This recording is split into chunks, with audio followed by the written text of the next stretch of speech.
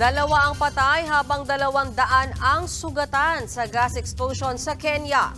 Nagliwanag at lumikha ng malaking apoy ang pagsabog sa gas refilling company sa Nairobi.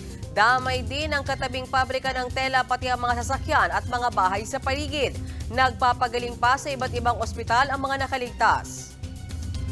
Sa Florida, sa Amerika naman, bumagsak ang isang eroplano sa residential area. Kita ang makapal na usok at apoy sa pinagbagsakang bahay. Kumpirmadong patay ang piloto.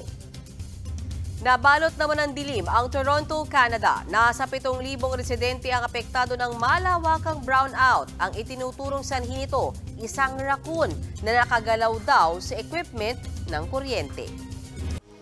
Mga kapatid, may Los Baños po. Huwag magpahuli sa mga balita at impormasyong dapat ninyong malaman. Para sa mas malawak na balitaan at diskusyon, mag-follow at mag-subscribe sa social media pages ng News 5.